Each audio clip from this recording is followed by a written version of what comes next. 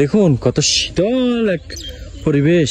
প্রিয় দর্শক, এই যে আপনারা শীতের মৌসুমে আদর্শ গ্রামের রস খেলেন, এই সেই খেজুরের গাছগুলো, এই যে খেজুরের গাছগুলো। তো যদি নদী ভাঙ্গন থেকে রোধ করা যায়, নদীটা আদর্শ গ্রামের যেই বাঁধটি ভেঙে যায় মুসাফর ক্লোজারের, ওটি যদি আবার সুন্দরভাবে সংস্কার করা হয়, হয়তো সামনের সিজনে আপনারা আবার রস পাবেন, টসটসা কাঁচা রস, যা আপনাদের গলা দিয়ে নামার সময় আপনাদের তৃষ্ণায় ভুলিয়ে দেয় যে আপনারা অতি ক্লান্ত ছিলেন। তো এই সেই গাছগুলো যদি নির্মাণ করা হয় সঠিকভাবে, এই বাঁধটি আবার সঠিক সময়, তাহলে সামনের সিজনে আবার আপনারা এই রসের আশা করতে পারেন। দেখুন কত সুন্দর গাছগুলো। তো সবাই দোয়া করবেন যেন আদর্শ গ্রাম টিকে থাকে, আমরা যেন রস খেতে পারি। এই যে গাছগুলো দেখতে পাচ্ছেন, খুবই সুন্দর, খুবই মনোমুগ্ধকর। এখন খেজুর ধরেছে, এই যে খেজুর ধরেছে,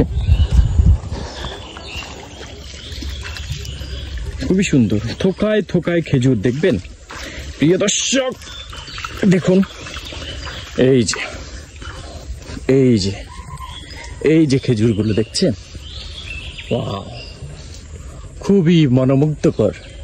যেমন তার রস তেমন তার খেজুরের থোকা। এই তো সুস্বাদু, দেখতেই লাগছে সুস্বাদু, এখনো কাঁচা খেজুরগুলো, এই যে দেখতে পাচ্ছেন, খুবই মনোমুগ্ধকর লাগছে দেখতে। তো যাই হোক, এই হচ্ছে খেজুরের সেই বাগান আদর্শ গ্রামের।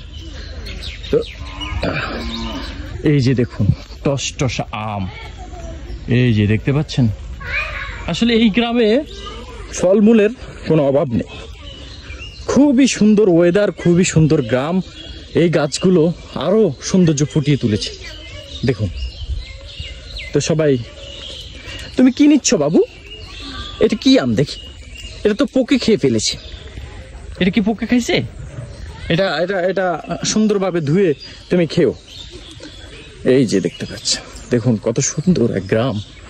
এই গ্রামে ফলজ গাছের কোনো অভাব নেই, আর বিখ্যাত হচ্ছে রসের জন্য, আর এখানকার নদীর তাজা মাছ। তো এই জায়গাটা নিয়ে আরেকটু কথা বলা দরকার। এই গ্রামের অধিকাংশ রাস্তাঘাট, অধিকাংশ পথ এখনো মাটির, কাঁচা।